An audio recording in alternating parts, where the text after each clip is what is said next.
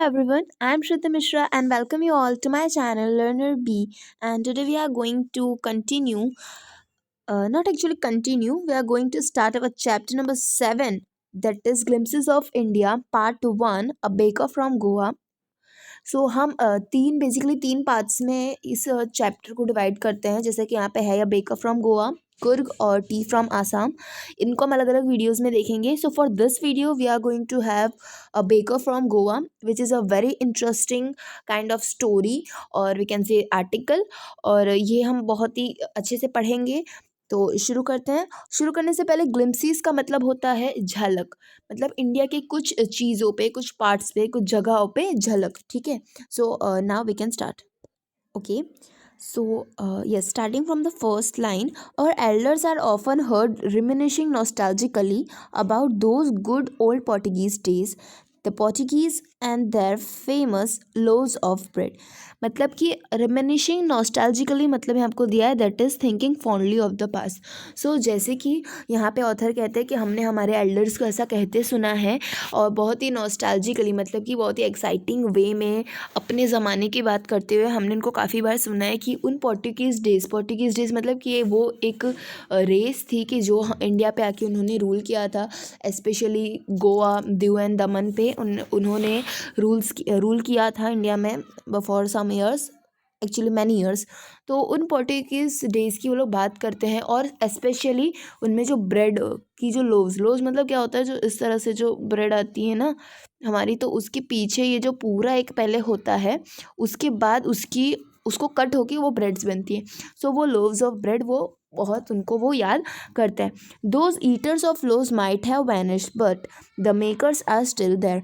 मतलब ये लाइन बहुत कुछ कहती है कि जो उसको खाने वाले थे, कि जिनका ये फूड था, वो कौन थे? पोर्टुगीज़। तो वो तो अब नहीं रहे इंडिया में, because yes of course India independent हो गया है, फ्रीडम मिल गई इंडिया को। सो येस अब वो ईटर्स तो नहीं बचे, लेकिन उनको बनाने वाले, कि जो हमारे इंडियन बेकर्स बनाते थे वो ब्रेड्स, वो अभी भी है। We still have amongst us the mixtures, the moulders and those who bake the loaves. मतलब हमारे बीच अभी भी वो मिक्सर्स मतलब क्या होता है, जो बेसिकली जो बैटर होता है, जो भी पहले बैटर बनाना पड़ता है, ऑफ कोर्स जो ब्रेड का होता है उसके अंदर उसको बेक करने के लगते हैं। तो जो बैटर के अंदर जो भी इंग्रेडिएंट्स डाले जाते हैं उसको मिक्स करें, तो वही मिक्सर्स का काम यहाँ पे दिया गया है। एंड द मोल्डर्स मतलब क्या कि एक काइंड ऑफ ऐसे कंटेनर आता है जिसके अंदर वो सारा बैटर पॉर किया जाता है, डाल दिया जाता है, जिससे कि बाद में जब वो बेक हो गया, जैसे हम वगैरह केक वेक में बनाते हैं, we know all that things, but still उसी को कहते हैं moulders.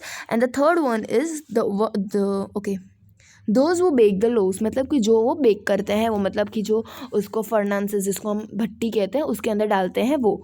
Those age old time tested furnaces still exist. मतलब अभी भी वो जो ओल्ड, जो वो फर्नेंसेस जिसको हम भट्टी कहते हैं, बेसिकली वो कुछ इस तरह से होते हैं, आई डोंट नो एक्चुअली, इस तरह से वो होते हैं, यहाँ पे सारे कोल बर्न हो रहे होते हैं, उसके ऊपर हम लोग हमारा जो भी कंटेनर होता है बैटर फिल्ड वो रखते हैं, तो उससे वो बाद में बेक होता है। सो वो अभी भी है, वहाँ पे एग्जिस्ट करती हैं। The fire and the furnaces has not been extinguished. तो जो मतलब कि यहाँ क्या बताया गया कि वो ट्रेडिशन अभी भी फॉलो होता है, ये नहीं कि उस वक्त आग लगाई थी और वो अभी तक जल रही है, ऐसा नहीं है। इसका मतलब कि वो जो ट्रेडिशन है वो अभी भी फॉलो हो रहा है। The third the third and jingle of the traditional baker's bamboo heralding his arrival in the morning can still be heard in some places। थर्ड एंड जिंगल बेकर्स बाम्बू, इसका क्या मतलब है कि बेकर्स के पास एक बाम्बू स्टिक होती थी, एक bamboo is a kind of tree, और उसकी जो स्टिक होती थी उसके ऊपर वो लोग ऐसे कुछ बेल्स लगा के रखते थे, और वो हेराल्डिंग हिज अराइवल मतलब कि अनाउंसिंग की, जैसे हम नॉर्मली, मैं आपको एग्जांपल दूँ, जैसे आइसक्रीम वाले आते हैं ना हमारे स्ट्रीट्स में, तो वो कैसे वो घंटी जो उनका होता है वो बजाते, तो उसी तरीके से जब उस टाइम पे बेकर्स आते तो वो अपनी यही बाम्बू स्टिक को, थर्ड मतलब क्या होता है कि उस स्टिक को आप जब ज़मीन पे टैप करते हो ज़ोर ज़ोर से, तो जो उससे जो साउंड निकलता है लाइक दिस वन, यस इसको थर्ड करना कहते हैं। और जिंगल मतलब कि जो बेल्स लगी उनमें से जो वॉइस आता है, उनमें से जो एक्चुअली साउंड आता है, तो उसको कहते हैं जिंगलिंग। ठीक है, तो उसका जो साउंड था वो आ गए हैं, ये हम सबको पता चलता था, मतलब अनाउंस करते थे वो इस वे में। Okay, may be the father is not alive but the son still carries on the family profession okay. So हाँ, ये है कि जब उनके फादर लोग थे, जब शायद उस टाइम पे पोर्टुगीज़ के टाइम पे उनके फादर शायद बेकिंग करते थे, लेकिन अब जो उनके जो सन्स हैं, उनके जो बेटे हैं, वो भी अब इसको कैरी करते हैं। मतलब कि ये फैमिली प्रोफेशन जो हम कहते हैं वो अभी भी फॉलो वहाँ पे होता है। This bakers are even today known as poder in Goa.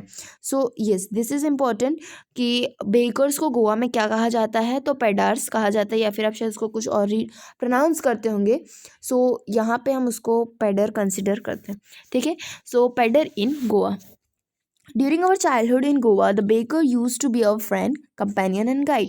कि मतलब आवर चाइल्डहुड मतलब कि जब हम छोटे थे, हम कौन यहाँ पे, जब ऑथर जो थे वो छोटे थे, तो जो ये इनके बेकर होते थे ये इनके गाइड होते थे, इनके फ्रेंड होते थे, इनके कंपेनियन भी होते थे। He used to come at least twice a day, once when he set out in the morning on his selling round, and then again when he returned after emptying his used basket। Okay. So इसका मतलब क्या है कि वो दिन में 2 बार दिखाई देते थे। कौन? बेकर्स। पहला कि जब अर्ली मॉर्निंग, जब वो सुबह सुबह अपना जो भी ब्रेड्स होता था वो बेचने निकलते थे, तब दिखाई देते थे।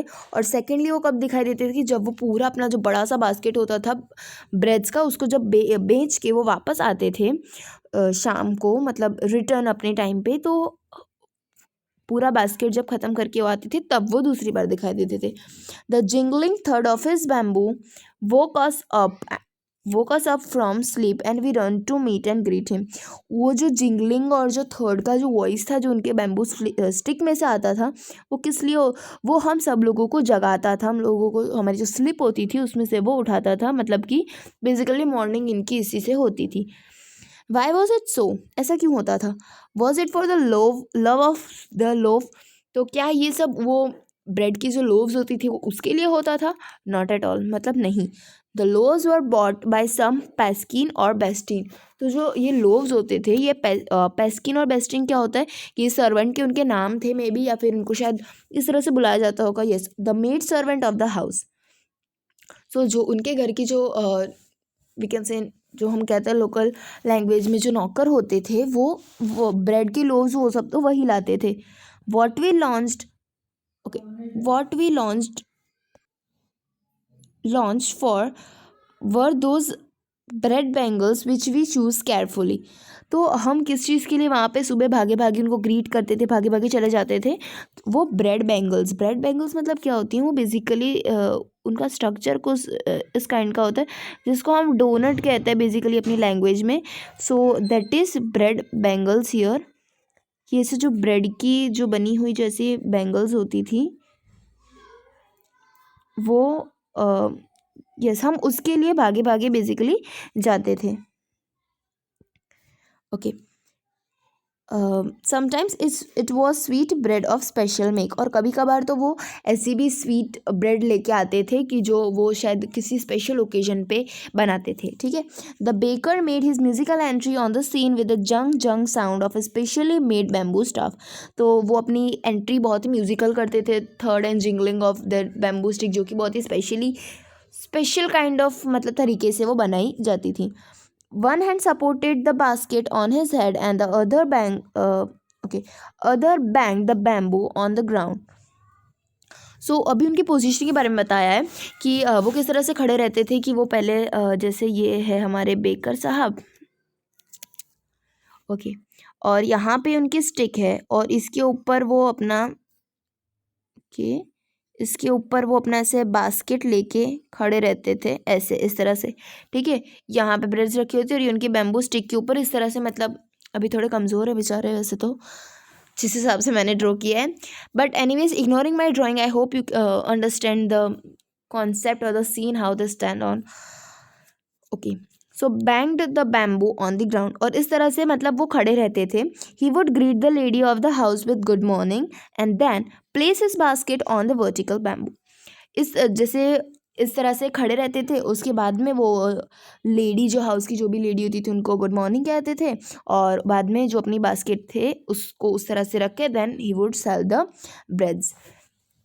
Okay, next line. We kids would be pushed aside with a mild rebuke and the loaves would be delivered to the servant. और हम रिब्यूक मतलब क्या होता है, एक्सप्रेशन ऑफ डिसअप्रूवल और स्कोल्डिंग, मतलब कि काइंड ऑफ कि ऐसे हाथ से इनको हटा दिया जाता था कि तुम लोग हटो, मैं ले रही हूँ ना, ये मतलब नॉर्मली हर एक बच्चे के साथ ये सब होता ही है, ठीक है। ये there is no any kind of specific perfect explanation, ये हम सबको पता ही है ये किस तरह से होता है। सो यहाँ क्या कहना चाह रहे हैं कि हम जो बच्चे होते थे, मतलब जब ऑथर जब बच्चे थे, तो तब हम लोगों को तो ऐसे मतलब बगल में कर दिया जाता था और सर्वेंट्स को वो सारे दे दिए जाते थे ब्रेड्स, जो भी लोव्स होते थे। But we would not give up, मतलब लेकिन हम भी हार मानने वाले में से तो थे नहीं। We would climb a bench on a parapet and peep in to the basket somehow. Parapet, parapet यानी क्या होता है कि जैसे यहाँ पे हमारा जो भी बेकर है वो खड़ा है अपनी स्टिक पे, ये अपना टोपला लेके। अब पैरापेट मतलब a kind of a wall, जिसके ऊपर वो ऐसे खड़े रहते थे, कौन, हमारे ऑथर, और जो इसके अंदर से देखने का ट्राई करते थे। पीप मतलब क्या होता है, झांकना। I can still recall the typical fragrance of those loaves. और वो ऐसा कहते हैं कि मैं आज भी वो जो लोव्स, ब्रेड लोव्स जो थी, उनकी जो फ्रेग्रेंस थी वो इतनी ज़्यादा अच्छी थी, फ्रेग्रेंस मतलब स्मेल होती है, इतनी ज़्यादा अच्छी थी कि वो मतलब अभी भी मेरे को अच्छे से याद है। Loaves for the elders and the bangles for the children. तो यहाँ पे उनके घर की बात बताई गई कि लोव्स जो होती थी वो बड़े लोगों के लिए ली जाती थी, और जो बैंगल्स होती थी वो बच्चों के लिए ली जाती थी। Then we did not even care to brush our teeth और wash our mouths properly, and why should we? Who would take the trouble of plucking the mango leaf for all toothbrush? And why it was necessary at all? The tiger never brushed his teeth. Hot tea could wash and clean up everything so nicely after all.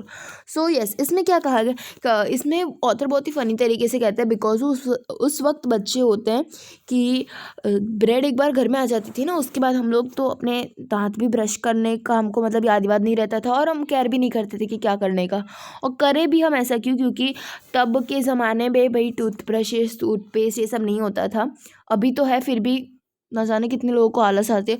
तो उस वक्त उनको mango के जो branches होते हैं, leaves होते हैं, उनको तोड़ के एंड देन उसको बाद में करना होता था। So that was very boring for them as well.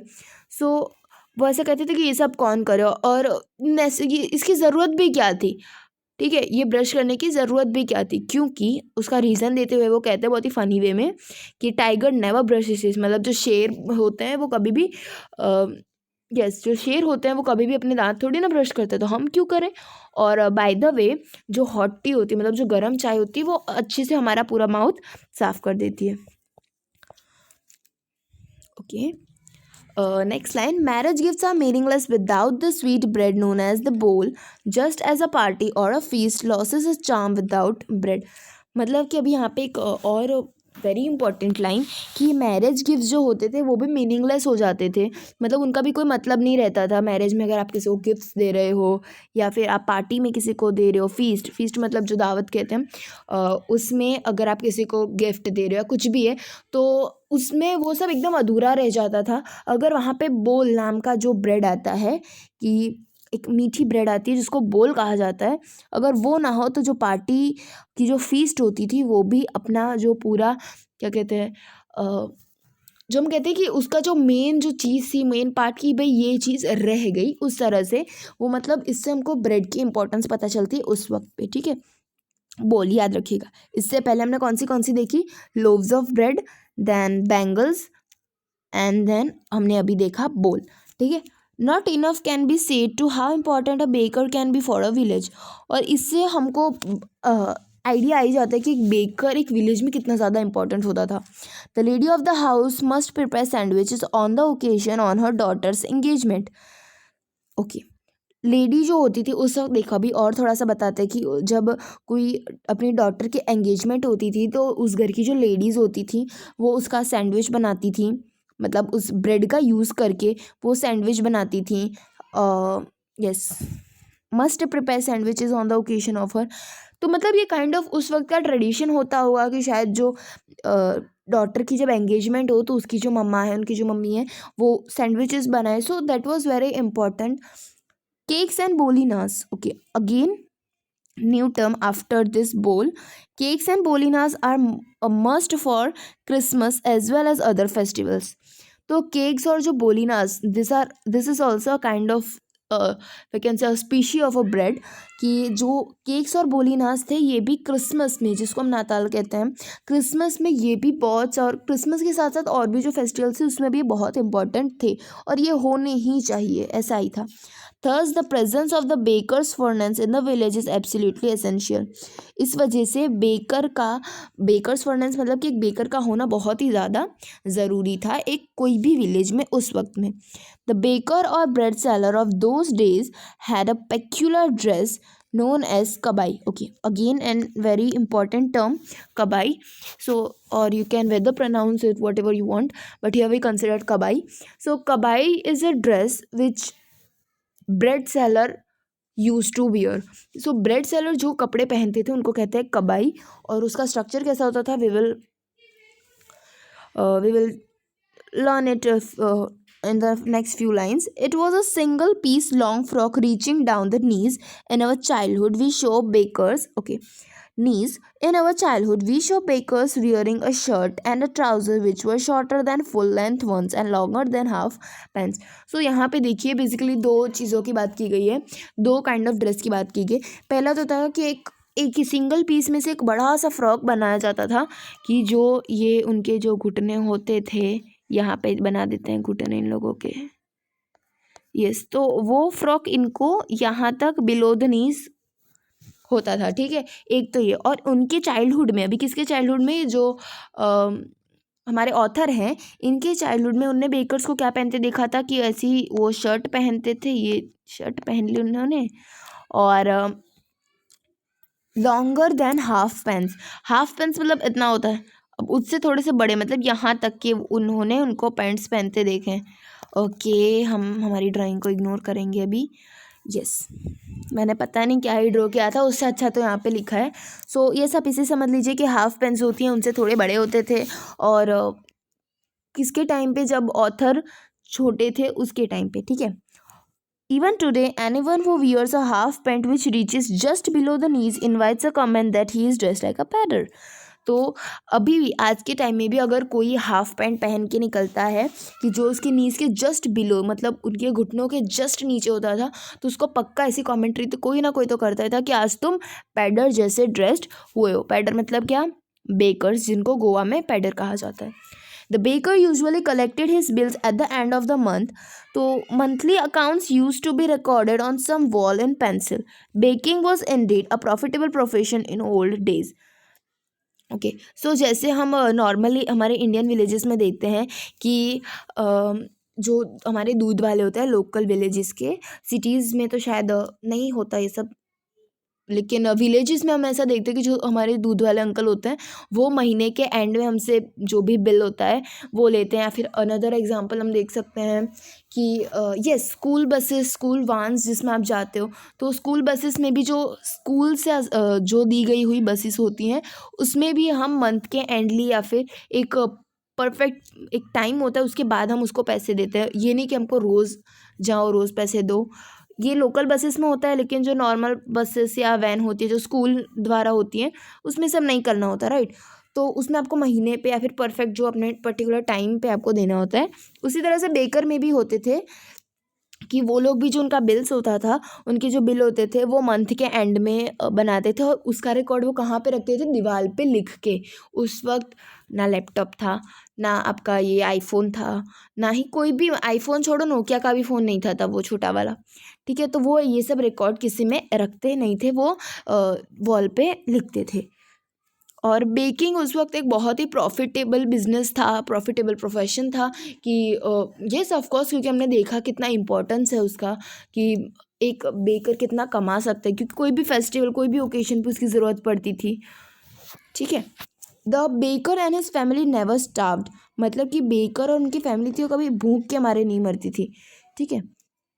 He, his family and his servants always look happy and prosperous. They plumb physique. Okay, physique was an open testimony to this. Okay, first हम पहली line देख लेते हैं कि जो baker उसकी जो family थी ना वो कभी भी भूखे नहीं मरती थी, of course. And he and his family जो वो खुद बेकर, उसकी जो फैमिली होती थी और उसके यहाँ जो कुछ काम करने वाले जो सर्वेंट्स होते थे वो हमेशा हैप्पी हैप्पी आपको दिखते थे, और वो जैसे बहुत ही प्रॉस्परस, उनके पास पैसा है, इस तरह से वो बहुत ही काइंड ऑफ हेल्दी लाइफ जी रहे थे, वैसा उनको देख के लगता था। प्लम्प फिजिक्स मतलब क्या होता है, प्लीजेंटली फैट बॉडी की, मतलब वो बहुत ही ज़्यादा गोल मटोल होते थे। And open testimony means public statement about a character और क्वालिटी। ओके, सो हम जैसे कहते हैं ना कि लोकल लैंग्वेजेस हम कहते हैं खुले स्वभाव का होता है, कि उनके मन में कुछ रहता नहीं है कि भाई इसने ऐसा क्यों कहा, ऐसा मतलब एकदम ओपन माइंडेड होते थे वो पीपल, और वो बहुत ही ज़्यादा मोटे मोटे होते थे। तो उनका यहाँ पे बेसिकली उनके नेचर के बारे में बताया गया है कि वो गोल मटोल्स होते थे, मोटे मोटे होते थे, और वो काफ़ी ज़्यादा हेल्दी लाइफ जीते थे। हेल्दी लाइफ मतलब क्या, सिर्फ खाने से हेल्दी नहीं, मतलब मनी भी उनके पास रहती थी, मनी इनकम भी अच्छी रहती थी उनके पास। सो ये उनका थोड़ा सा लाइफ के बारे में बताया गया है। Even today any person with a jackfruit like physical appearance is easily compared to a baker.